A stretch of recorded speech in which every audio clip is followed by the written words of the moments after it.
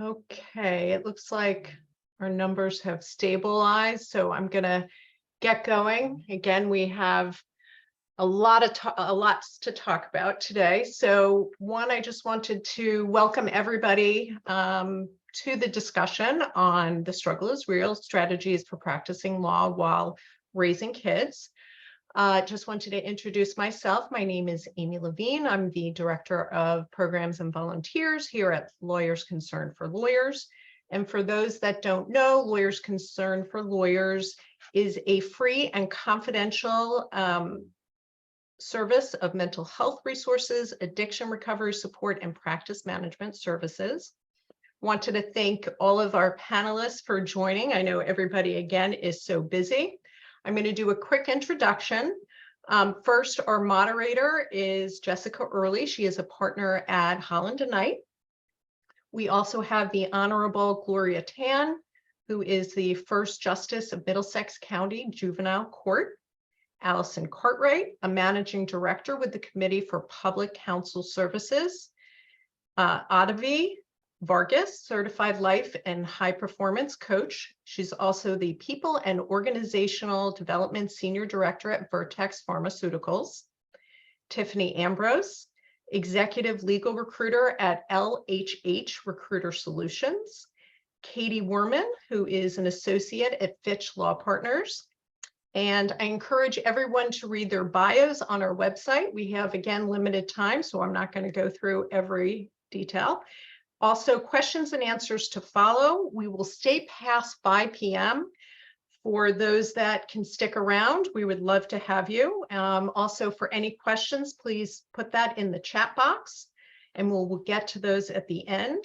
Again, since we have a lot to cover, I'm going to hand it over to our moderator, Jessica Early. Thank you, Amy, and good afternoon, everybody. Thank you for joining us today. This is a topic that we are all very passionate about and have lots of thoughts on, so we're excited to dive in. But before we do that, we thought it might be helpful for you to know just a little bit more about us, so that if any particular circumstance of our practice and personal lives resonates with you and may inspire a question, you'll kind of know what you're working with here. So I'll kick it off that I am a partner at Holland & Knight. I do business litigation, and I have 3 boys, ages 9, 7, and 4. I had 2 of them as an associate here at Holland & Knight and 1 as a partner. I've been here my whole career, so can also talk to kids at different phases of firm life. And I'm going to go in order of my Hollywood squares here with Katie to give a little bit more of an overview. Great, thanks, Jess. So I'm Katie Werman. I'm an associate at Fitch Law Partners. I do family law, and I've been practicing about 7 years, and I have a 2-year-old son and my husband and I that live in JP. Thank you. Arrive. I'm messed up already. Yes. Okay. Hi, everyone. I am Arrive. I have an 8-year-old boy, 6-year-old girl, and 2-year-old girl. Yes, she was born during COVID, so that was quite an interesting experience. And I was practicing at Jones Day and Goodwin Proctor. I also clerked, and then made my way in-house to Vertex Pharmaceuticals and the litigation and compliance group. I did that for 4 years and then went into employee relations and HR, and now work primarily on leadership development and executive coaching at Vertex. And I live in Newton, Massachusetts. Thank you, Allison. Hi, good afternoon, everyone. I'm Allison Cartwright. I am currently a managing director with the Committee for Public Counsel Services. That's the public defender agency in Massachusetts. I previously had I started my career at CPCS, and then I had, for a long stretch, I had my own firm, and I then came back to CPCS. I am an adoptive mother of a 15-year-old son, and I was present at his birth. So I, from moment one, have been a solo parent, not a single parent, a solo parent. Pleasure to be here. Thank you, Allison. Tiffany. Hi, everybody. My name is Tiffany Ambrose. I am a recovering litigator and now legal recruiter. Before I got into recruiting, I practiced for about 8 years, primarily in family law. I have a 3-year-old son and 1-year-old twin daughters. I had my son in the depths of the pandemic as well in May 2020 while I was still practicing, and I had my twins while recruiting. So I can kind of talk about that and the differences, and I'm very happy to be here. Thank you. And last but certainly not least, Judge Tan. Hi, everyone. I'm Gloria Tan. I am currently a judge on the juvenile court in Middlesex County. I sit currently in Cambridge. Prior to that, I was, for 10 years, I supervised law students in the criminal defense clinic at Harvard Law School. And then prior to that, actually, right after law school, I was a public defender, worked at the Committee for Public Counsel Services, just like Allison did, and represented indigent adult and juvenile clients in the Boston Municipal Court and in Suffolk Superior Court as well. Oh, I'm sorry. I have 2 daughters, 15 and 18, 10th grader, and a first year in college. All right, so we're going to kick off topics for the afternoon with childcare, one of the very important tools to being able to practice law and have children. And first going to turn to Katie to share kind of her experience and some tips on that and on planning for the unexpected. Certainly. Well, so 2 years, so I guess we were still in the pandemic when my son was born. We kind of had to scramble a bit, and I'm not the only one, obviously, in this crew that had to figure out what daycares were still open, which was an interesting one because a lot of them closed. Obviously, being in Jamaica Plain, you're kind of navigating the city element of lots of competition in Jamaica Plain for places to be. And we were a little lucky at that point. My husband was still a teacher, so I guess we could kind of finagle the hours, but we ended up actually doing an au pair and then getting him into a daycare just to carry us past the extreme closures that were going on with daycare places at that time. And, so a little bit we were lucky within my getting, my husband was doing more, but was then at least able to be a little more available, but still, it's a lot of, talking about scheduling and being realistic, and then trying to organize ways to work from home while he's home, which doesn't always work. We actually ended up all getting COVID in April of 2022. And thank God we had the au pair there, so at least we could switch off, but all of us were simultaneously sick or trying to care for my son at that time. And it was really difficult to navigate because obviously you're trying to and at that point, oddly enough, I'd actually just started a new job because on top of it all, I just switched jobs. So it's a little bit trying to please a boss, obviously make sure my son was being cared for, trying to also be respectful of my husband's time because, even though, I think there can be an assumption that maybe he had more time than I did, he obviously still had many expectations for his work, and really trying to be as transparent as possible what each of our needs were, and led to some super stressful days. And we don't have a network of family here, so we couldn't really rely on anyone. And obviously COVID meant that it's a little difficult to sort of turn to random people either to kind of make sure they're safe enough. So we do a lot of kind of scrambling to things together and sort of figuring out like, okay, we do this thing even now where it's like, you'll take the morning session, I'll take the afternoon session, we'll split the day, find a way for the 2 of us to kind of be able to watch him and still kind of work from home while he's running around. And it's a little bit of negotiation. I'm very lucky. My job is very aware that I'm, have a kid at home. I think there's an element too of, you're not supposed to talk about being pregnant. You're not supposed to, I guess, talk about really being a parent. That's that kind of old, a little bit, obviously, for legal reasons you can't, but also there's element too of, how much are we supposed to be sort of talking about your family dynamics? And I think that's evolving a little bit in the offices, I'm noticing, but I'm very lucky because I can be very open and transparent with my bosses, and just be very clear of like, I will get the work done. It just may happen at a slightly sometimes different pace depending on how the week is going. But, sometimes you have times where the schedule is just sort of a little tight and you kind of have to scramble. And there's been a lot of late nights and sort of figuring it out as I go. And, you want to do well in your job, but there's times, a lot of times where you're kind of feeling like you're sort of, and I know I struggle with this, right? Of, am I giving my most to my boss? Am I showing my best work? Or am I sort of, failing to meet even my own expectations for regardless of what my boss wants? My own expectations, my boss's expectations, my child expectations is how much I'm going to be available. It's a little bit of a throwing the balls in the air, and just sometimes it's just seeing where things land and trying to be very good to myself and to my spouse, that we both are just trying our best. And when we can, trying to pull in family or friends or a babysitter to let us take a break when we can, which is, it happens when it happens, I guess.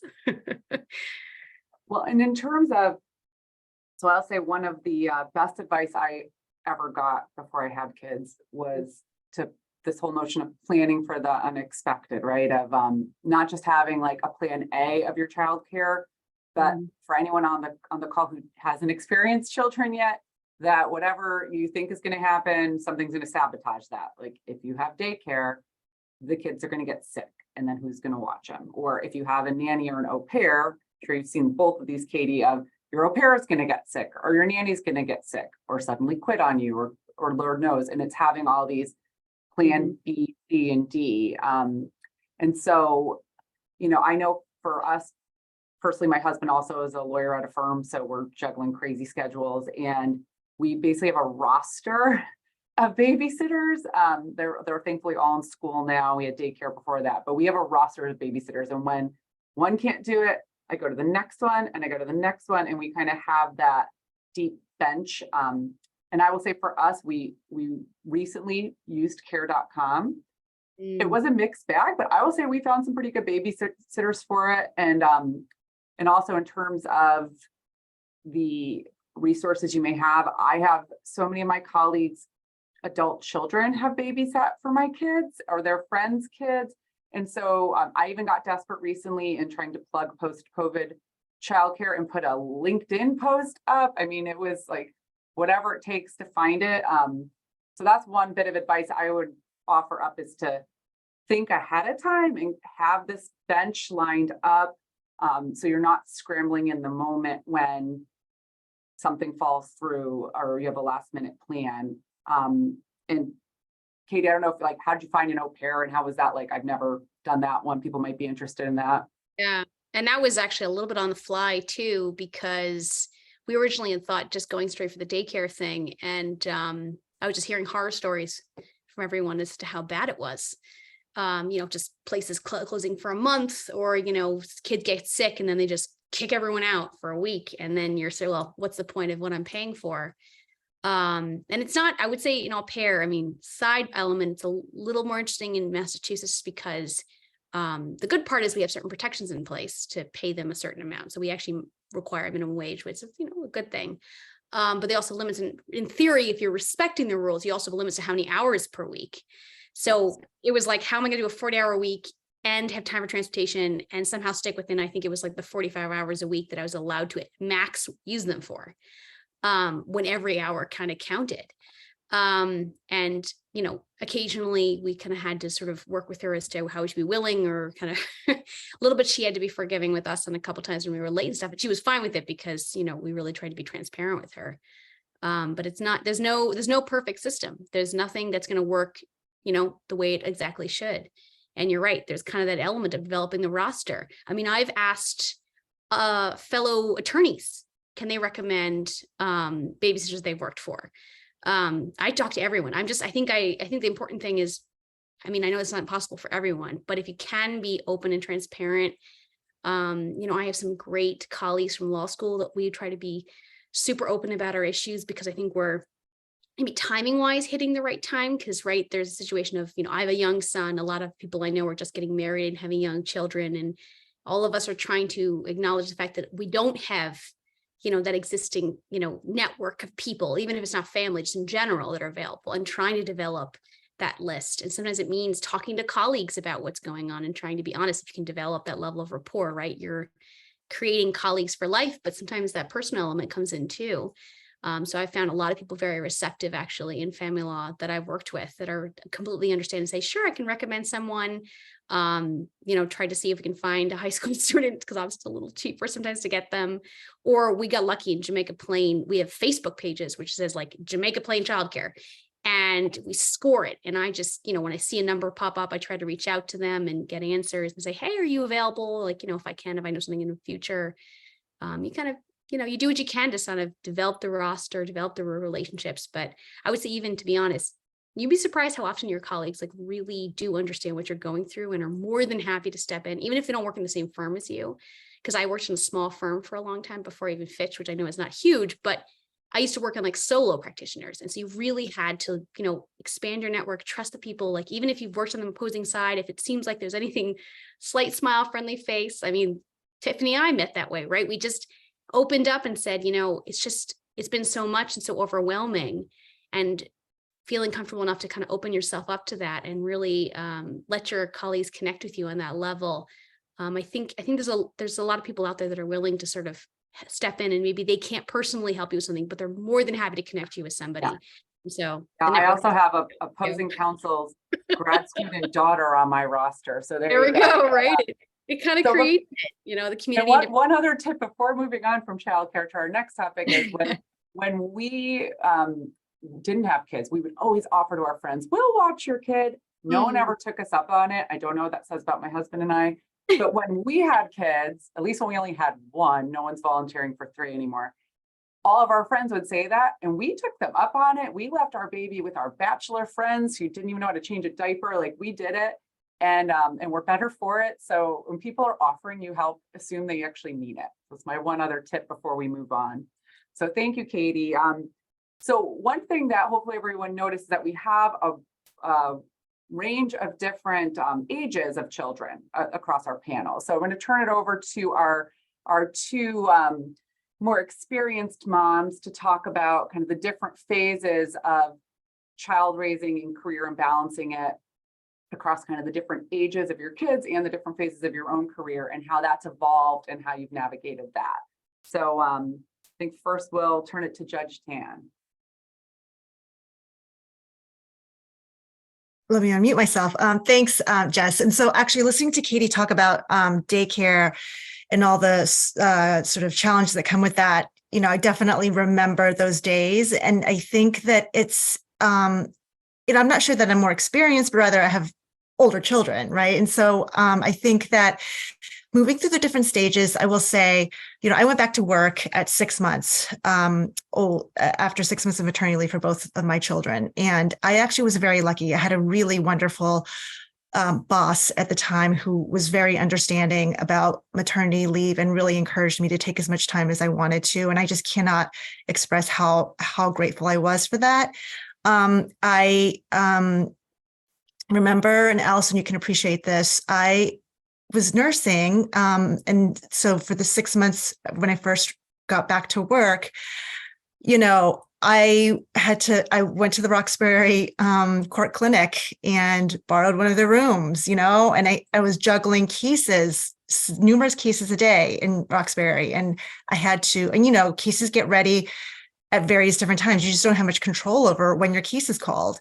And so I remember going to the clerk in the session, who was a woman, and I don't believe at the time she didn't have children at the time. She now has children. And I'd be interested to see how she would respond to me now, as opposed to 15 years ago when I asked if she could hold off on calling my case, and got kind of a not the most supportive response. And, and I remember walking out of there thinking, it's not like I'm going to get my nails done. It's like, I was like, can you just hold off for 15 minutes? And there's a lot of stress, I think, that comes with, being a very new parent or having really like babies and working. And then I remember every time there was a snowstorm being forecast, being seized with this panic and waiting to hear, okay, are the schools going to close?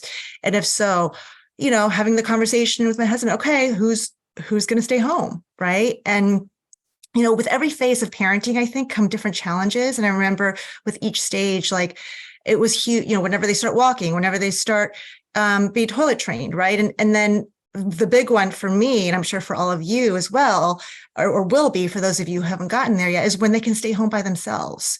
Like that is such a game changer, right? When is that? So we all know. It's that Huge, secret moment. huge. It's like your whole life just opens up and it's like a weight lifted, because now I don't stress out every time there's a snowstorm, or even if your child has a fever, you know. And I will say, and I hope nobody will report me, but I have left sick kids home by themselves, you know, and it's not obviously ideal, far from ideal, but you know, but as a working parent, sometimes you just cannot, depending on your job, you cannot, you know, if you're a physician, you can't always reschedule those patients, right, who've taken time off. If you're an attorney, you can't, it's not so easy, because if you have a client in custody or you have a big motion you have to, you know, argue, or if you're a judge. And, you know, I've had the experience of having to, before my kids were able to stay home by themselves, having to schlep my poor daughter, sick child, to the court, because the, you know, judge who's now, I'm now the first justice in my county, but I wasn't always at the time.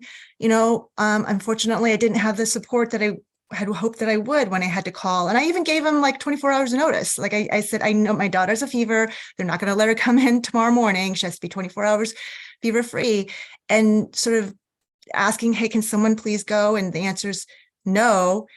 And you'll just have to reschedule all the people who are supposed to have their court date, you know, that day. And I just didn't feel right. And so making that decision, that wasn't maybe the best parent decision, but, you know, I packed my daughter up, took her into court, put her in the back lobby, and, you know, did all the cases, and we were able to leave, you know, by noon. But, you know, I felt terrible about it. Right. And so I think it is problematic. I don't have the answers necessarily, in the sense that what I will say is that I think it's so important. And now that I'm in a position of being able, you know, now that I'm a first justice, I'm so cognizant, and I would like to think I would have been anyway, but, you know, and even I think I would just encourage all of you to be empathetic, right? I mean, you've experienced this, or maybe you've had to rely on sort of understanding and kindness of others, right? Whether it's the court clerk who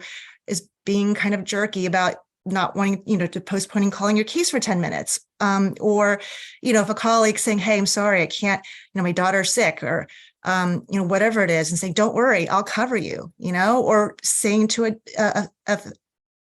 you know, if I'm handling a jury and a juror comes up to me and says, listen, I have to get home to, to pick up my daughter, my son, you know, being more willing to say, you know what, you're excused. You don't have to come sit on this jury panel. And so I think in terms of the different stages, it gets easier in the sense that, yes, now I would probably be willing to leave my daughter home by herself, and I have, I'll confess, left sick children at home. But then there are different needs, I think, just like with anything, right? I had a colleague tell me, oh, you know, bigger kids, bigger problems. But I don't know that that's the case. I think it's just different. It's different challenges. And I just want to end, because I know that there are other people who have really important and you know, useful things to say. I asked my kids, I said, you know, I'm doing this panel about, you know, balancing parenting and working. I said, how would you say my working affected you guys? And I just want to share what they told me, because it wasn't really what I thought they would say. My younger, who was 15, said, you know, it's made me more empathetic. And I thought she was going to have complaints about like, oh, you know, I had to, you know, you were always late picking me up or whatever. And I said, really? I said, what do you mean? She said, you know, I hear you talk about some of the cases that you did, or the kids you represented, or the people whose cases you heard. And I guess she sort of absorbed some of that. And I thought, wow, that's really nice. I didn't expect her to say that. And then on a more kind of practical level, she said, and it made me a better basketball player. And I said, what? And she said, well, because I had to go to aftercare all those years. And so I just, you know, practiced my basketball skills. I thought, oh, well, that's good. I'm glad that, you know, she gets something practical out of it. And then the last thing I'll say is my first year in college, she texted me just before this afternoon. She said that she initially resented it because she said, I had to go to aftercare and I felt like nobody else had to go to aftercare. And my kids both hated aftercare. And she said, but that she sort of started to for her change to say, and I'm just going to read you what she said. She says that she started to believe that it showed me strength and it's possible to actually do stuff for the greater world in your work, and doing even more, maybe more impactful for the world through having kids and teaching goodness. And she said it always ensured I had a role model and dreams, and because she has thought about becoming a lawyer and also had big career dreams because she saw firsthand how possible it was. And so for all of us who are just, balancing and tearing our hair out and stressed out and panicked and, having like spit up on our jacket, not knowing going to work that way. I think at the end of the day, I think it is a good role. I think we can be really good, strong role models for our children. That is awesome. I feel very proud about that. Allison, please share Yes, your experience. I do agree a lot with what Judge Tan has said. When the game changer is when you're able to leave your child alone for an appreciable amount of time. The first time I had to do it was during the pandemic, when there was something at work and I had to go in physically. I had to go to the office to get it done. And FaceTime is a beautiful thing. I had him on FaceTime practically the whole time. And the first time I had to go to the grocery store and leave him, I'm pushing the shopping cart there, there we are on FaceTime. And, for me, like I said, I'm a solo parent. My son is an only child. So we've always sort of, at least I tried to grow that bond where he could see all of the things that I'm doing, appreciate it and understand that, we're a team, we're a unit. And I'm very unapologetic about being a working parent. And that's what I would say to everyone. Don't apologize. I'm not sorry. I don't say I'm sorry I have to go do whatever with my son. And I let everyone know I was a trial attorney.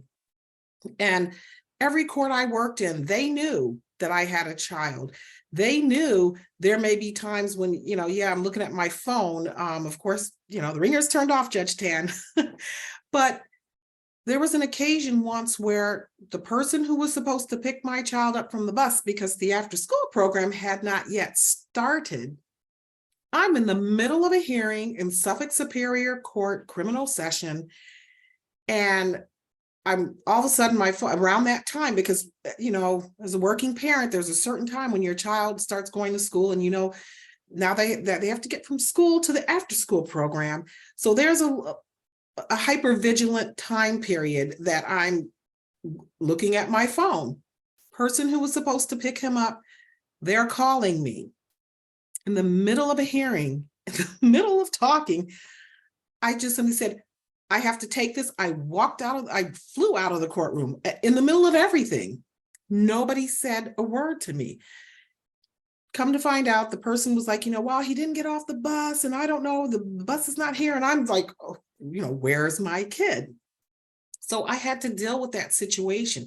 But because the judge, everyone knew what my particular situation was, no one was bothered by it. I even would tell clients, listen, I'm, at this time, I'm going to have to make sure, that my child made it to X, Y, and Z, because my number one concern when I became a mother, my number one priority is my child. It's not my job.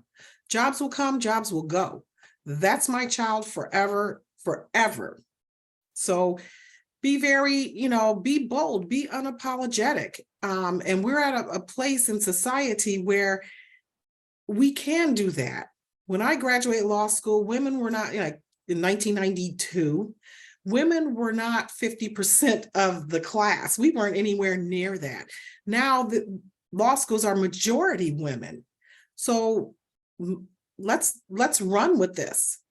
Let's make it happen. And you look at people like Judge Tan, people in, maybe I have a little bit of power in my position, I don't know, but the women who are now sitting in positions of authority, most of them struggle. They're mothers. They understand that things are changing. And be very, very unapologetic. I can't tell you the times my son, like he's a really good athlete. He was on a track team and I'm crisscrossing going all up and down the East Coast with this from the time he was 5. But you know what? Taking him to practice 2-3 times a week, I'm sitting there at practice, you know, with cases doing work, or maybe I'm sitting in the car, you know, and the track is up over there.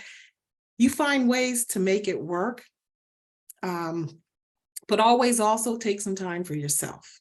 So again, be unapologetic and carve out just a little bit of time for you. Very good advice. So on a next topic of how do you carve out the time for yourself, right?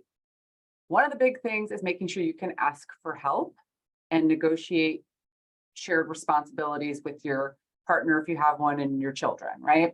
So I'm going to first turn it to Avivi to give a little advice about how to effectively ask for help.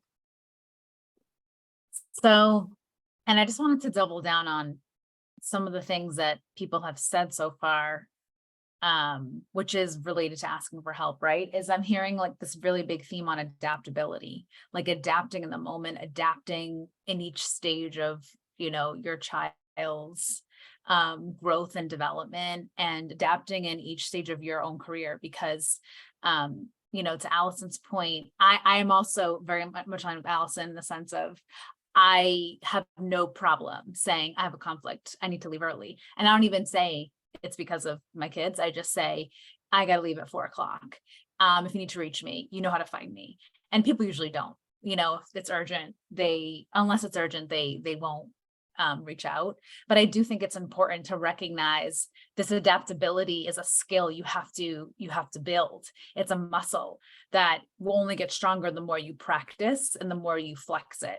So to Allison's point about, you know, just how do I, you know, take my son to his practice and then, okay, well, I'm just going to adapt. I'm just going to do my work in the car. I'm going to be watching, I'm going to do my cases.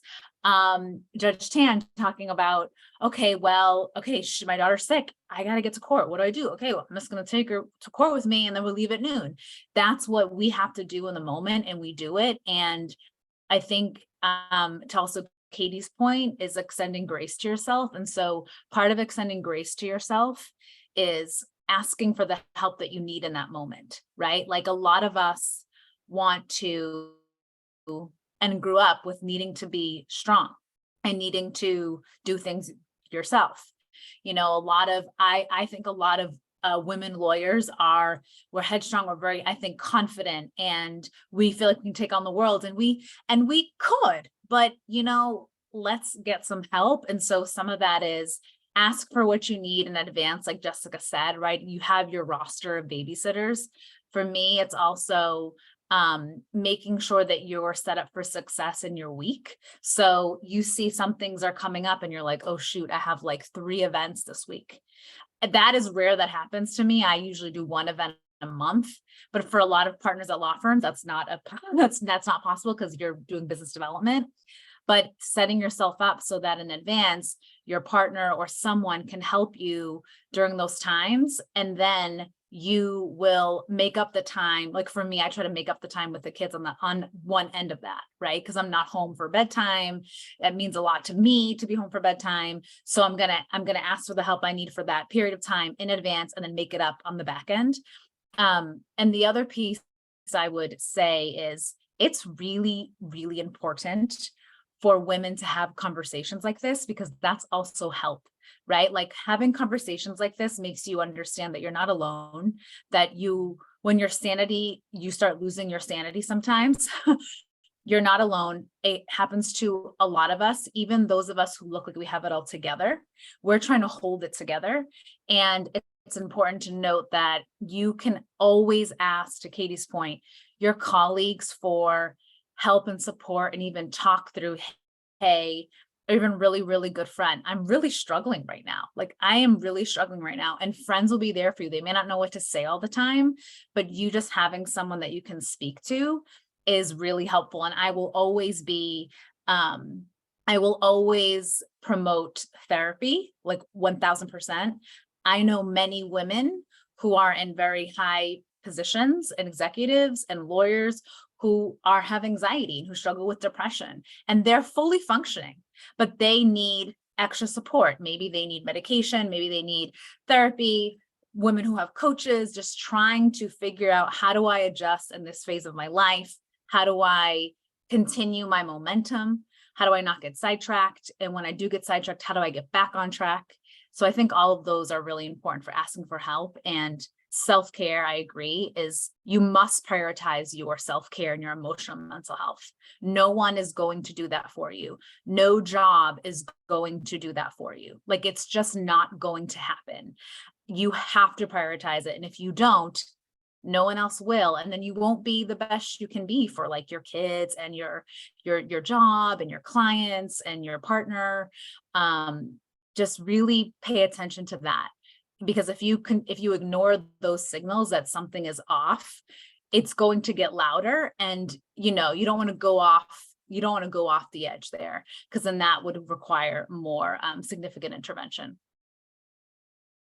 And just a couple quick tips on asking for help that I've learned through trial and error along the way, is one of being really specific. And I know already like started on this and touched upon it a little too, but literally like what you need, when you need it, if it matters how you need it. And not just at home, but at work as well, because if you're not getting the support you need and the help at work, then that's even more of your time that's getting eaten up that you can't spend with your family. So on both ends of looking for opportunities.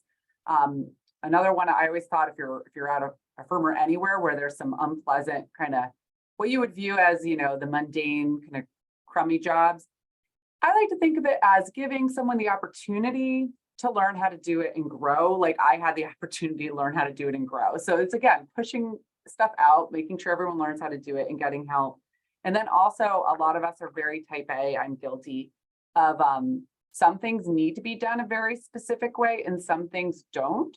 And like, I need to fold the laundry a very specific way. So despite all my husband's efforts to get me to outsource that one, I cannot. It needs to be Marie Kondoed and standing up. But there's a lot of other stuff I can outsource and it's just fine. And I can have someone else help me do it. Like my in-laws feeding my kids M&Ms for breakfast, and it's cool. And you just have to go with it and let it go a little bit. So that's my tips for asking for help. And before I move on, I'm going to turn it over to Judge Tan to talk a little bit about, so when you have two parents and they both are working similarly demanding jobs, how do you navigate the push and pull between you of making sure both partners are contributing and helping? When I figure it out, I'll let you all know. No, actually, I'm so fortunate. And I have a very, very supportive spouse, and of course, we did, obviously we had our moments, right? And I will say, unlike some of the people maybe on this panel, I went from a more flexible job to a less flexible job. And so when I was an attorney, especially in the job right before I got on the bench, I had a very flexible job. I had a very accommodating supervisor who understood, being a parent and said, yes, that comes first and we'll support you. We got your back.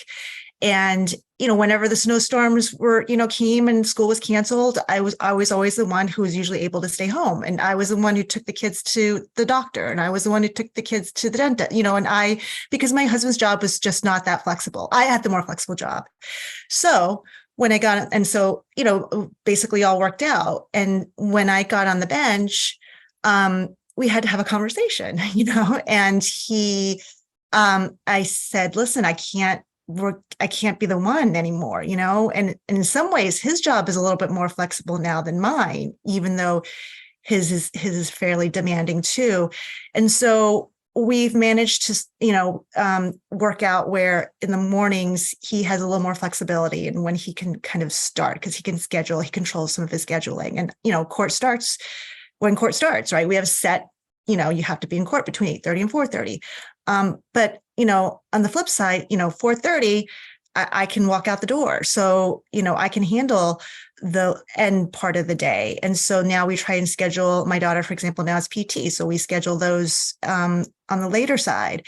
And so I'm responsible for those appointments. And so it's a negotiation, and there are times when we do have to say, like, listen, I can't take her to PT today because I have a panel or whatever it is, and so he'll be able to make accommodations and step in and take and take on that responsibility. And so it is very, very helpful to have someone who is supportive, and I feel extremely fortunate. But I really think, and I think, Jess, you touched on a really great point, which is that, I, like many of you and I don't say this negatively, but, we all are driven, probably, right, type A type of people a little bit, we want to do things the way we want to do them or think that they should be done. And I think you pointed out really, I think, a valid concern, which is, okay, maybe, I know when we were planning this, you talked about, well, you said, you sent your husband, I think, to go get some fish, right? And you were specific, and you got cod, but he was supposed to, you're in your head, it was salmon, right? And so I think there are times when we just kind of have to let go a little bit and just say, okay, I was expecting salmon, but I guess we'll have cod and it'll be okay, And so I think that those kinds of things of being able to let go a little bit, sometimes I think, and I've had to learn that as well. I think that those are all sort of, we're all evolving. I know I am. But I think, like I said, being able to sort of demand, really, right? It's like, we're equal, we're both parents here, and it can't always fall on one person. Do not suffer in silence. Like, you have to speak up. And one very practical tip I will give is that my husband and I send calendar invites to each other, to our work calendars, so that something is blocked off, and whoever gets the date first gets the date. Or if you need to then schedule something too, you need to go get the babysitter. Like, we make sure we both have any calendar thing that's outside normal working hours, so that we know someone will be available to take over from the babysitter, or someone will be available to, be there in the morning, or whatever it is that needs to be done during the week. But calendaring stuff like crazy is a really helpful tool for us. All right, I want to keep us moving. So I'm going to go to Allison to give us your best kind of tips for solo parenting. Well, solo parenting, I think one of the best things you can do is to have your village. I too did not have family here in the Boston area. I came here for law school and eventually stayed. So it's so important, there's the family that you're born into, and then there's the family that you actively make. And I encourage people to build those relationships with people, and honestly, yes, take advantage. If right now, I'm sure most of the people on this are probably parents or contemplating parenthood. So it is important to be out there, be in the community, engaging, whether it's through work colleagues. Some of those are now my very best friends. Whether it's church or other interest groups that you have, start building your village there. And like, I think maybe was it Jess who said, take people up. If they're offering to help you out, yes, test it out a little bit. I wouldn't just like, oh yeah, here's my baby, maybe for like an hour or so and see how it goes. That's what's going to make the difference. And it's also going to give you a bit of relief. Again, like I say, whether it's, the neighbor, and your child is old enough to talk and you're fairly comfortable. Yes, you have to start expanding that. At one point I had, let's call her a nanny. She was a high school student of my sister's. My sister teaches high school. One of her students, and she had a car. She was very responsible. She would 2 days a week, she would pick him up from daycare. And those 2 days I could work late in my office. I could go have dinner all by myself with a book, a glass of wine, whatever it takes. But you can start building your village, because you just cannot do it alone, period. No matter, and I'm always, and yes, I'm that person who I could do it all by myself. I don't need anyone. Well, yeah, that's false. And there's no sense trying to be Wonder Woman. So get out there, start building your village. If you don't have one and you're really contemplating this, you need to start doing that.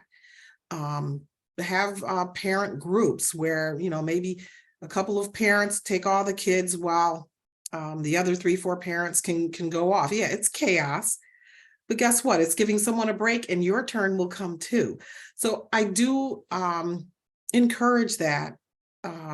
And whether you are a solo parent, especially if you're a solo parent or a single parent, it's nothing more important than that. Having that village, being able to rely on other people. Things will come up, the unexpected will come up. And it's not like, oh, well, okay, your turn with the kid. No, you have to have things in place. That whole babysitter list, that's real. Have that list of people you can go down. I had at least 3 people who I could call, at any point to go and pick my child up from daycare if they had to, because good Lord, the daycare charges a lot of money per minute if you're late. So again, build that village, start building, and sometimes your village will change. It's about adaptability that Arivi was talking about. You have to, have that flexibility and allow yourself that. So I won't talk too much more, but I couldn't have made it to where I'm at without having had a village. Arivi, do you have anything to add on that topic? Yeah, I was just gonna say that building your village requires a certain amount of vulnerability, right? It's recognizing that, you can't actually do it on your own. The other thing is that, I think about, I'm Dominican, my parents are from the Dominican Republic, so I'm first generation. And there, when they were young, family took care of family. Like they all lived near each other, and people, like the community, took care of each other. And I'm pretty sure that even years and years ago in this country, it was similar, where there wasn't this separation. Families and people didn't live in isolation like we do now, right? Like now it's like the nuclear family, and you're here and someone else is over there, and you don't share as much. But that's not how it used to be in many cultures. And I think that's why, for me, my mom helps me at least once a week. And I'm going to tell you something. I am not, Jessica, I know you love doing your laundry with your folding. Let me tell you that my mother is like a queen folder. And when I do laundry, my husband goes, I can tell who did the laundry this week because it is not folded the way that no, it is not. It is like folded and then here you go. But I will say that having help like that, even one day, even when she comes for 3 hours, just brings me peace of mind. And her just, this sounds so simple, and maybe this is embarrassing because I don't fix the bed every day. Even her fixing the bed, I'm like, oh, it just looks so great. And I feel so at ease, right? So I do think asking for help takes a certain amount of like, hey, I can't do it on my own. And I'm not supposed to be able to do this on my own because they didn't do it on their own either before, right? So I do think we have to lean into that a little bit more. And again, let people be there for you, right? I am a believer in all of what we're talking about and about outsourcing. I'm a believer in it. I think the simplest thing you can do is ask a friend, hey, who do you use for X? That's what I did. Who do you use for cleaning? Great. I'm going to talk to them. Okay. Who do you use to clean up leaves? Because I don't want to, my husband is doing it every weekend and it's taking time away from the kids. So who cleans leaves? Okay. We're going to call that person. Literally just go with that. I think a lot of times we get overwhelmed and we're like, no, but then I have to go on this website, then I have to search. Sometimes you do, but most just go with the easy option. We make this way too hard on ourselves, honestly. Someone else has already vetted it. It's good enough. That's right. Yes. All right. So Tiffany, we haven't got to hear from you yet. Tiffany's going to tackle 2 big topics at once, which is parent guilt and career changes. Awesome. Yeah. A whole lot. Everyone's points have been so helpful today, even to me. So for me, the mom guilt was super real while I was practicing.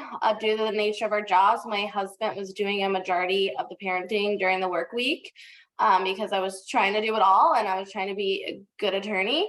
And the guilt was just so intensified because my son started not wanting me, and wanting my husband to do everything. And that's not the type of mother I envisioned myself being. And even things like the few times I'd get him from daycare, the daycare teacher would make a big stink about it. Like, "Oh, mommy's here today. Why are you here? What's wrong?" And it was just so compiling. And I was just slowly but quickly burning out in every facet, as a mom, wife, friend, daughter, attorney, employee, colleague, as I was just trying to do it all. And I couldn't. So I tried some troubleshooting. I tried to outsource what I could, got a housekeeper, tried to let go of things, hid the laundry pile that I couldn't even get to folding. So props to you guys to fold it. I changed firms. Like, okay, maybe it's the environment. I started talking to a therapist, so big proponent of that. And while everything helped a little bit, I still wasn't happy. I wasn't shedding that guilt. It was just getting worse and worse.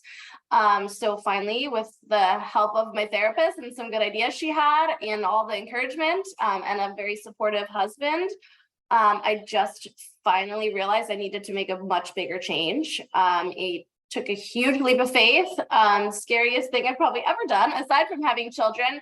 And I told my firm I wasn't going to practice anymore. I had zero idea what I was going to do next. It was super scary, but finally started to feel a little relief from it. Thankfully, the two partners I worked for, both females, moms, they were so understanding. I couldn't have made the choice in a better environment. And, they even let me work a little bit part-time because I was like, I don't know what I'm doing, and it took me several months to figure it out and find my way. I stumbled my way into recruiting. Someone at my company was trying to recruit me. We had similar backgrounds. I told her I want to be fully remote. I want work-life balance. I want to be able to run to pick up my kids from daycare if someone's sick. And she had a very similar background. I just started talking to more and more recruiters. And I was like, this sounds awesome. I'm going to give it a try. I have nothing to lose. And I absolutely love it. And at the end of the day, now guess what? My son wants me to. And that was the biggest motivation for me to make a change. And now I have twin girls, which were so unexpected. Even when I left practicing, they were, a huge surprise. And I'm there for everything. I'm at all the daycare pickups and no one makes a big deal about it. For me, this was the change I needed and a very welcome change. I think there's no secret sauce. It's different for everybody. There's a lot of aspects of practicing I enjoyed. Biggest one, I did family law. I loved helping people and helping make a difference in their lives. And that's what I get to do now in recruiting. So, it's possible to juggle it all. And I hope you're getting that from all the amazing, women here today. But you're not alone and it is okay to ask for help. And, if you're considering a big pivot like I did, don't hesitate to reach out. I'd love to chat with you more about what it was like for me because it was scary. You bring another big, important message out there. And that's, you also asked for what you needed from the job you eventually landed to. And I think that's something we also just think, oh, this is how it's done. And we don't necessarily think of, okay, what are the flexible options, or what could I get an accommodation where I can work from home an extra day a week to make this more doable for me. And I think that's really important what you did of asking for the parameters around your work that would make it so you can actually do it in a way that works for you. Mm-hmm. Yeah, and I didn't know it existed really. Like I didn't know a career like this was out there for former attorneys. Everyone at my company is all practicing lawyers, and I didn't even think about it until I had the time to think about it. I was so busy practicing and trying to succeed and be a good attorney that I couldn't even think of what could I do that would be less demanding on me. So Yeah, just a That's a- plug for everybody out there, you know, you're not stuck. You don't have to be if you don't want Well, to. and and you're really not stuck, even if you think you are. Katie's going to talk briefly about changing jobs while pregnant. Yeah, it was interesting. I think it's one of those things where, right, you're trying to, this is the balance, right? You're trying to do things to improve your circumstances and be aware of your, professional, like how you're progressing. I had a great boss and I loved her, but I felt like some part of me felt like it was good for me to make a change and kind of force myself to grow as professionally. And then, we had talked about kind of trying, and then there it was. All of a sudden, I was simultaneously thinking about my next move and also kind of in the midst of pregnancy. And I actually had started interviewing, and then it reached a point, I think it was like right around, like, I don't know, 6 or 7 months. I was like, this is done. I'm showing now. Like, there's no way I can hide this, right? You can't talk about it, but it's kind of obvious if I walk in and I've got, this huge belly in front of me. And, there was kind of that weird thing. And in the end, I don't know if this worked for everyone. I ended up actually having an incredibly frank conversation, because there was also a lot of COVID Zoom kind of meetings as well to sort of get to know these new employers. And I went to their office and I walked in and I said, so I know you can't say anything, but I'm going to point out that I am due in 2 months. And I want to be super upfront about it. And I understand the limitations that we're working within, but I just want to be really clear about it. And I was lucky because they actually were like, thank you for just being straight about it. Do you want to start now? Do you want to start after your maternity leave? It was the most refreshing. I think I went, you go with so much stress about couldn't we will understand. And yes, there are women as well. Like maybe that helped as another element too, just to be able to that frank with a conversation. But it's really complicated, right? You're really feeling all this stress to sort of not show that there might be limitations, that you might not be able to do your job, that you might not be able to, show your full potential, and that was really hard in the beginning. I have to admit, like your brain's a little foggy in the beginning, and I was really hard on myself as to how hard I was really not showing my full potential.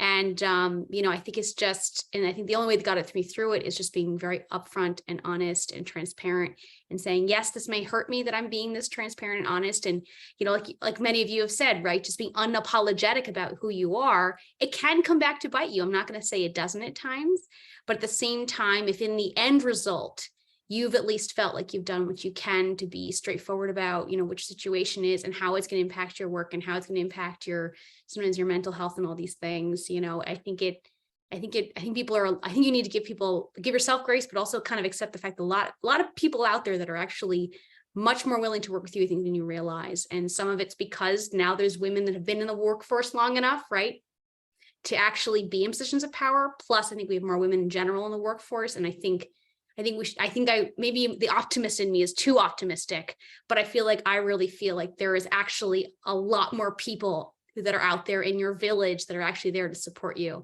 So maybe just try to be optimistic and trust that people are going to actually step up and actually be amazing and super helpful. So optimism. Yes. Well, and on the kind of tying up a loose end, or going back to the guilt as our emotional well-being as kind of the ending of our topics here of our set agenda. I will say some tips I'll give for dealing with the guilt, because it goes both ways, right? Guilt at home and guilt at work, is circling back to where we started with childcare, with your help, with your village. And I have found I still suffer from guilt. I'm not gonna say this is a perfect solution, but when I have designated times that this is when I'm working and I know the kids are okay with whomever they're with, and this is my designated time to be with my children, and I know absent an emergency at work, I'm not going to be bothered, then I can be present with them. And maybe it's not quantity, but it's quality. And I find that helps me, where I don't feel like, oh, I'm not paying attention to someone. It's when I'm trying to do both things at once that it tends to be its worst. So to the extent you can get those designated times in like the you time, the kid time, the partner time and the work time, and have them be set times that aren't blurred. I think that helps a lot. And one tip one of my colleagues gave when we had something like this in house was she would be at her, her child's sporting event and be worrying about the stuff she should be doing at work and just keep saying to herself, this is where I'm meant to be. This is where I'm meant to be, and like ground yourself to try to be present at those times you do have with your kids. So a couple of helps, and then definitely getting help where you need it. And we're so fortunate here at H&K. We had a colleague who's now a coach who's left, but she was so open in sharing her own mental health struggles here and the help that she got, that it inspired so many of us to be more open about our struggles and help we've gotten. And I think being open, paying it forward, of sharing that it's not all perfect at home, I think helps give other people the license, right, to be vulnerable and to ask for the help they need too. So definitely encourage that. All right, so we're at 5, but we're all willing to stay on a little longer for questions. And while we wait to see if any pop up, I'm going to let everyone give like their top tip for lawyering and parenting at the same time. So let's see, Allison, let's start with you. Top tip. Top tip, almost like what you said, when you're lawyering, do your lawyering. When you're parenting, do your parenting. And of course, parenting is a full-time job, but have that space where you can be fully focused on work when you're working, and the space where, you know, when you're parenting, you're fully present with your family. Tiffany. Yeah, so mine would be, be gentle and kind with yourself, give yourself grace. And something I never did when I was practicing, but do now, is take a mental health day for yourself every so often. We give so much to everybody else, but we got to fill our cup too, so that we can be, in the best position to help everybody else. So those would be my tips. Judge Dan. I'd say take vacation. And it's easier for me to say now after being on the bench for 10 years. In the beginning, it was not easy. I felt like, oh my gosh, I have to stay here for all the spring breaks and everything. And, and then I realized actually it was better for the court. The court staff wanted me to take vacation, because if I took vacation, then they could take vacation too, because there weren't, cases scheduled. And so it sounds kind of flip, but I actually really think that, at 1 year I actually lost vacation time. And so, I've heard this saying before. It's like, when you look back, right, you're never going to say, oh, I wish I would have worked those extra days, right? And now that I have a child out of the home, it just flies by so quickly. Like you wouldn't, for those of you who have younger kids. And I heard a saying when I was in the hospital after having my first child, a nurse said, it's long days, but short years. And it truly is. I mean, it just goes by so quickly. And, your kids, you can't ever sort of go back and replace those years. And so I would just say, take that time and spend it with them. Avivi. These are great tips. I would echo them all. I would also say to have the courage to do it your own way. And so you're hearing all of these tips and you're hearing all of our perspectives, and you're going to have your own perspective. And it's important for you to lean into that and what feels right for you, and to have the courage to, let's shatter some like societal expectations and cultural expectations of what women and mothers should be doing and how they spend their time. And let's get rid of this idea that motherhood is martyrdom. Like, to Tiffany's point, like you really do need to focus on filling your cup first. You cannot pour from an empty cup. So have the courage to do that in a way that's true for you and that makes sense for you. And that to me means taking space for yourself every week. I do it once a day, 15 minutes, walk, journal, do something for yourself to get out of your giving for others, right? So I say have the courage to try different things and see what works for you, and know that what's true for you will work for you. It may not be what we've done, but these are just tips for you to experiment with. Katie. Oh gosh, it feels like I'm gonna start repeating people. But There's also a question directed at you too, Katie. So I noticed there are a couple things too. I guess, my biggest thing, I think that the two things that really have saved me were just what you said, which is I am religious about my work time, home time, which sometimes for me means I work less from home because I struggle with maintaining the distinction if I'm home and working. So I got to know your limitations too, a little bit. So designating time is the only way I've stayed sane with clients and with at work. And then, but again, the big thing for me has been super open and transparent with my employers and my colleagues, and asking for help and asking for advice, and kind of letting people kind of show me how much they're actually willing to help me, because that's radically changed things for me. Those were the two big ones for me. And then the question we have for you is that we have someone who's job hunting right now and pregnant, not showing, was planning to pause for a few months, but did you have the discussions in the interview process or after you got an offer? Yeah. So it wasn't, I guess I didn't have an offer yet. I will. So I had two potential people that I think were getting into, we had gone past a kind of a first round, I guess you'd say. So we're kind of into the second round. So we're still in the interview process, but not the final, but it was beyond the point of at least having an initial meeting to see if I liked kind of how they worked and how their firm was. So I was headed, so I did get a chance to get a flavor for them first before I started kind of bearing my soul. But I did have, two potential places that were interested in kind of going forward with me. And that was kind of the point where I said, well, before I did before the offer. So what I did was say, before you give me an offer, I just want to be very clear about how this may impact my start time, and, whether I'd be able to kind of, do a little work beforehand or have to come back, and that I will be taking X amount of time to leave. I think I was going to take those, 12-ish weeks. So to not much more than that, but I was going to take it. So that's what I did. And that helped a lot, because I actually briefly went on maternity leave, and then came back to the job. And that seemed to work for what it's worth. I mean, it's insanity. So not something I may not lead with it, because you don't want like the door closed, right? At least let them get to know you first and have it's nice to, it was nice. I think it helps you, because it gives you a chance to sort of get a feel of even like you like them, because you got to get a little bit of that vibe. But at the same time, I think I felt too nervous going all the way to the offer stage, because I didn't want to have them say like, oh, by the way, we really need someone to be working, 24/7 starting right away for the next 6 months. And I'm like, just kidding. I'm going to disappear for like a few months. I didn't feel comfortable doing that. I don't know how someone would navigate that element. So I pushed the button and said something a little sooner than that.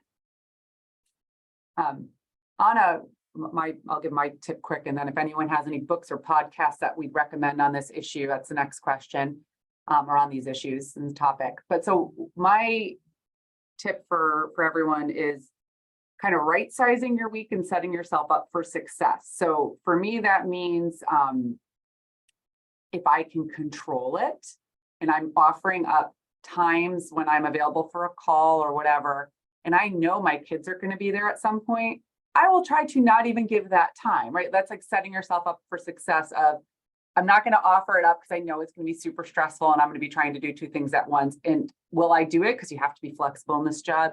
If it's necessary, yes, maybe with a warning to everyone that it could be loud in the background, but I'll set myself up for success by trying to not schedule calls until a little later than I'm hoping to start work, accounting for morning shenanigans, and then try to make sure they end before I know I'm going to have to start being responsible for my kids, right?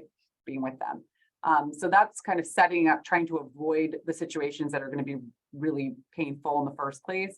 And then also kind of looking ahead to do things like, okay, there's a day we both have something, or we have plans, and lining up the childcare and trying to plan ahead, as much as I can. Or looking like I did this last week and say, oh, good Lord, I have so many things on the calendar. How am I doing that, working and seeing my family? Like, what can come off the calendar or get delayed? So those things of just trying to take a few minutes at the beginning of the week, or to put some thought into how you can make your week as work for you as best as possible.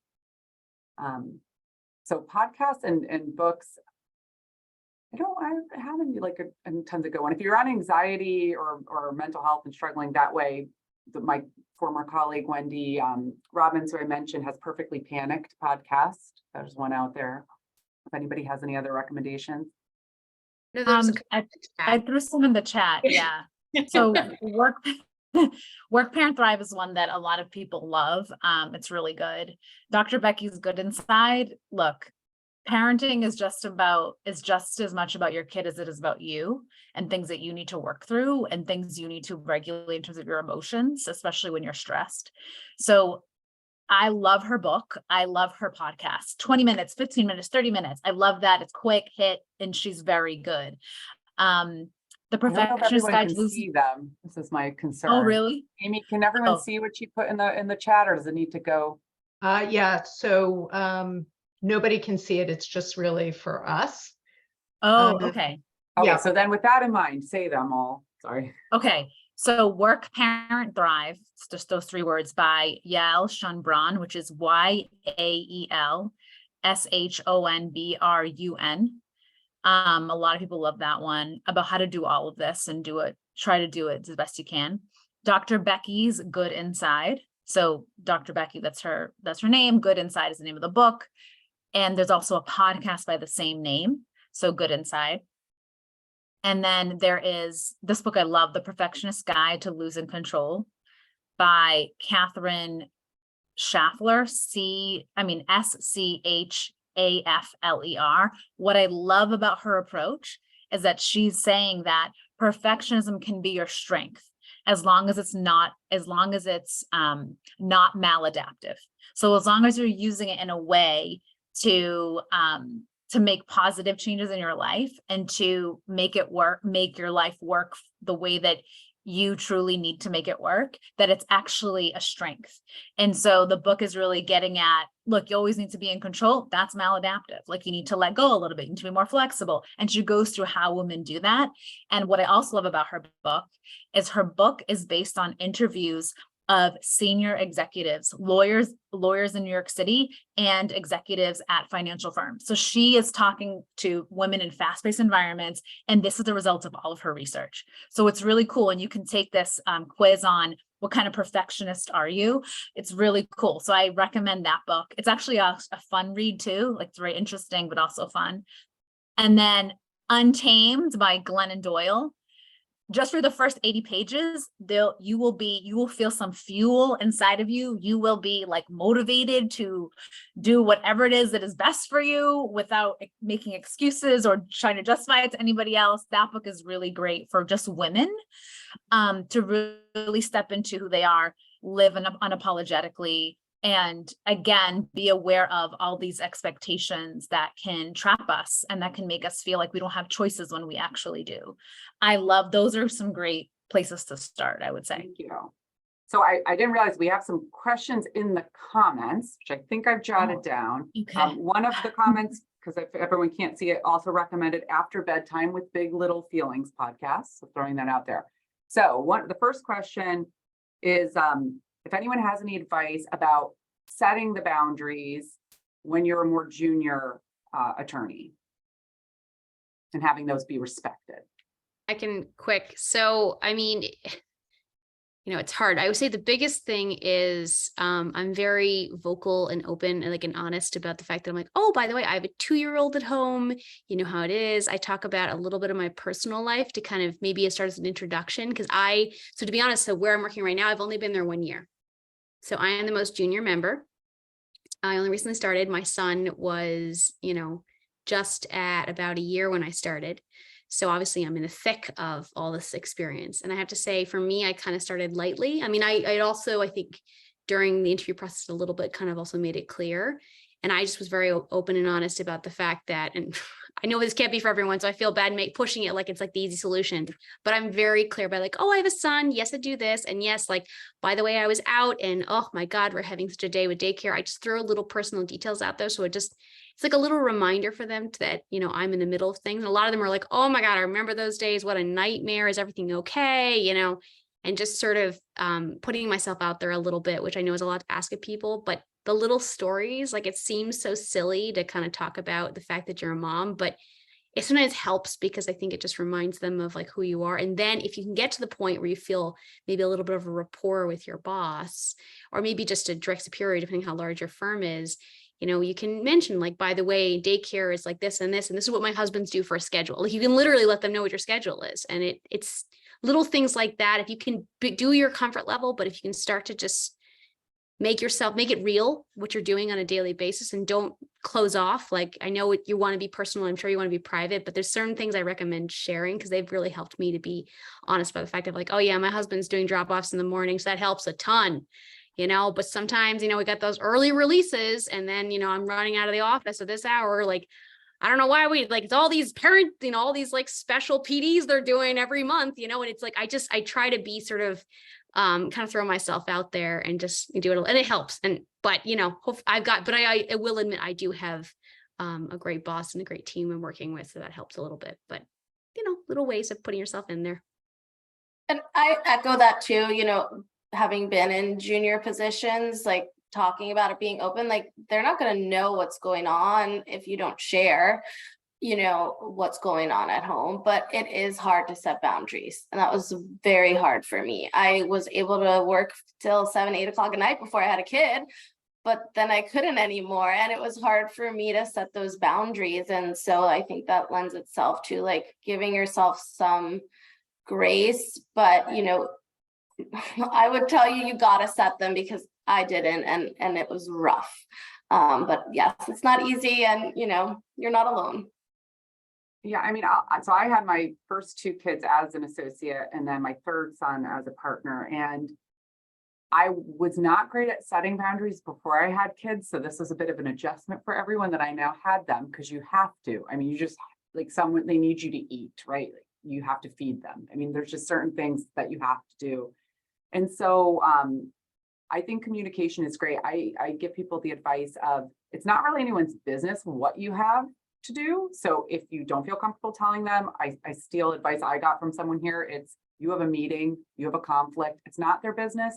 But I try to model, and I'll tell the people I'm working with, I have to go be with my kids, so that they know it's okay to communicate. So if you are comfortable, I do think communicating helps.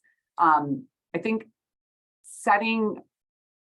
communicating things that are, I'm not available at this time, but I can be available at this time. So it's not just I'm not available, you're offering a solution as well. So for me, people who work with me tend to know I go offline and I go have dinner with my kids, I help with homework, I get them to bed, but I go back online, they go to bed pretty early. I'll work afterwards. And so, I'm not going to really be checking email for these couple of hours. If it's an emergency, or if I'm expecting something, I might, but if it's emergency, you can call me, but otherwise I'm not going to be checking it, but I'll be back online later. So, or even if you don't have kids, I have an associate I work with who's not a night person. I am, but I know she's not, but she gets up super early. And so, I'll send something being like, this does not need to be done tonight. I know she'll do it in the morning, right? Or so even without kids, you have to set your boundaries, but the way, if you can communicate them in a way that offers some flexibility or solution, I think that goes a long way. Another question that we have is someone adjusting from going to 1 to 2 kids, and how you can still be present and giving attention to both of them when there's now more than one, and your work responsibilities. Hopefully I am paraphrasing that well. Jessica, It's a lot. Go on, Tiffany. Oh, no problem. I just sympathize with you, because it is hard. Especially when you have like I have 8, 6, and then 2. So the 2-year-old requires a very different type of energy than the 8 and the 6-year-old, right? But I will say that I agree with you 100% that it's really hard to transition for anyone, 0 to 1, 1 to 2, 2 to 3, and for Tiffany, like 2 twins, twins, and then that's a massive transition. What I would say is, this is what I do. As all I can offer is what I do, and it has worked. And I believe I got this tip either from Dr. Becky or some other book I read. It was, make sure that you fill your child's bucket. You and that child alone once a day. So that doesn't mean 30 minutes. It could mean right before bedtime, you do 5 to 10 minutes of just you and that child. And maybe it's that it's always you reading a book to them, or maybe it's you saying, hey, you have 10 minutes of my time. What do you want to do? And you agree to do whatever they want, except you have boundaries, like don't make me anything gross. Like you can do that too. But having them have control over 10 minutes of your time and you being solely focused there each day That has helped with my 8-year-old and my 6-year-old. My 2-year-old, I'm like, you don't need that yet. So she is a 1000% neglected because she's 2. Not physically, we take care of her, but like in terms of attention, she gets the shaft right now. But I'm very focused on the 8 and the 6-year-old, and I really do focus on what do they like to do. And I'm like, oh, did you see the new Mario Brothers? You know, like I just try to engage them just one-on-one because I think it's quality over quantity for them. And because I will never forget, I was working such crazy hours at some point in my career that I ended up burning out and having anxiety and depression. It was very, very bad. And I remember when I decided to take a leave of absence, the next day I was putting my daughter to bed, and I would sometimes take my laptop to her room with me so that I could do work as she fell asleep. And she asked me after and now I'm on leave, and not right now, but I was then. And she asked me, Mommy, aren't you going to take your laptop? And I say, no, I'm not taking my laptop anymore. Like that was I had not been doing boundaries at all. I was teaching people about them, but I wasn't doing it, and I lost it. So I would just say that focusing quality time with each child can actually make your relationship really strong, and it's less stressful than thinking about you spending so much time with each of them. And is this time good enough? And am I being a good enough mom? You're giving them 10 minutes of like undivided attention. That's going to be enough for them each day to fill their bucket, and yours too. And if daily's overwhelming, like we kind of do that on a once a week. longer term scale of like one of my oldest son likes to watch The Masked Singer, and he gets to stay up later than the other kids. That's our thing. Once a week for 1 hour. We watch The Masked Singer, and he thinks that's great. And then I have another son who's really good eater, and the other 2 are terrible eaters. So now we're going out to restaurants every now and then, maybe it's going to be once a month and we go try a new restaurant together. And so even if it's not daily, I think they really appreciate that special one-on-one time with them. Yeah, I do dates with my kids too. Like my daughter, I'll do like, okay, where do you want to go on date? And the rule is we don't go to a toy store. You don't get anything like physical. Stay away from a candy store too. Yeah, no, I know my husband will give them candy. I'm the one who doesn't do that. But yes, like you gotta try a date, and it doesn't have to be 5 hours. It could be like 1 hour or 30 minutes. It could be to the playground. Like try to keep it simple. If I could I'm going to jump in, and I just wanted to read a few of the comments. I know the audience can't see it, but lots of people are just appreciating everything that you've been saying and doing. Also, somebody said to you, Gloria, to save that text from your daughter. Great insights all around. Thank you. I appreciate it. Amazing women. Thank you all for your voices and sharing your struggles and victories. Let's see. And then also somebody asked, any thoughts on Emily Oyster's books? Have any of you read them? If so, what did you think? They were recommended, and she's curious, or that person is curious, if any of you have read them. I read one of her books. I'm blanking on what the name was. I thought it was interesting views on, it was like a pregnancy book. So like she did a lot of research of, is it okay to drink while you're pregnant, or eat lunch meat? So I had remembered reading it. I don't know that it was super impactful for me personally. Yeah, I read Expecting Better. And okay, that's the name of it. Yeah, that's the one I read too. What Tiffany said, she does a lot of research to debunk certain myths and to debunk certain assumptions that we have, or certain things that have been told to us, like, yeah, you can't drink, no caffeine, don't have raw fish. Like she's talking about, I think on a deeper level, all of the ways that we're conditioned to be scared of things, and we're conditioned to go above and beyond for like this pregnancy, and maybe it's not that deep, and maybe the research doesn't support our fears. So her point to me is that, like, do your own research and make your own decisions that are best for you.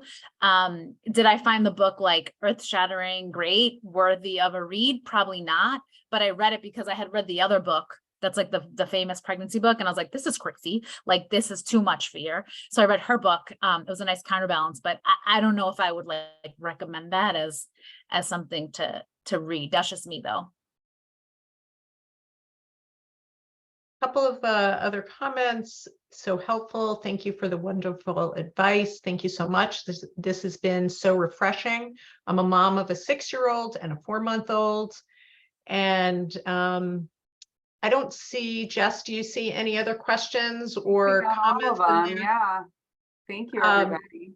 Can I just end on one thing if we're going to end, if that's okay with everyone, just along the lines of sort of, we've been talking so much about guilt and the challenges of being a working parent and all of that. And, you know, along the lines of, I think of what my kids, the feedback they gave me, which, you know, I'm glad I was on this panel because it gave me a chance to actually have that dialogue from them and get that positive feedback, which was nice for me personally as a mom. But I was at my 25th year law school reunion over the weekend, and I was sitting next to a classmate, and he has younger kids, I think like maybe 10 and 8, and his wife works as well. And we were talking about the challenges, right, about parenting as working parents. And, you know, he said that his mom, who also went to law school, but didn't end up practicing law, was ended up writing for a newspaper, you know, that she was a working parent throughout his and his 2 brothers, you know, childhood. And that he felt like, you know, it was a really positive impact on him, he said, because he saw,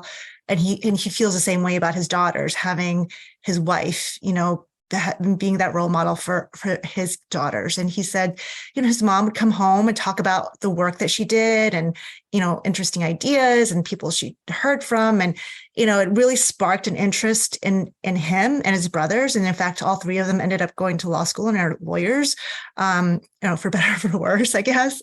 But, you know, and so I just think that also was just a reaffirmation, I think, right, of sort of the positives, because we spend a lot of time with a lot of hand wringing, which is real, right? That's what, you know, we face every day, just getting through the day and who's going to do pickup and, you know, sick kids and all of that. But I think if we're able to step back every now and then, you know, when in between sort of, you know, speeding home and getting, you know, trying not to be late to various different things, that I think that there are a lot of benefits for our kids, for seeing their parents and their mothers work and be, you know, positive role models and show them that, you know, that they can be, you know, there can be successful women and parents and inspiring them.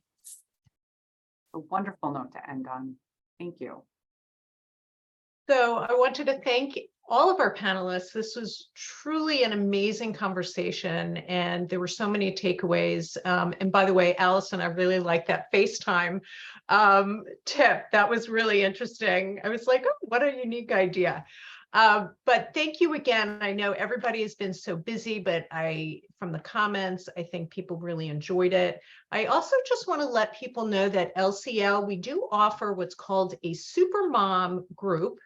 And there it's similar, where you can all come together and talk about some practical tips, talk about the emotional side, the stressor side of things.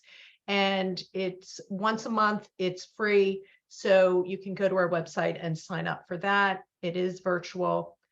And thank you again, everybody. It was really, truly a terrific conversation. And I'm sure a lot of people took quite a bit out of this. Everybody. All right. Thank you. Take Thank care. Bye. you. Thank you.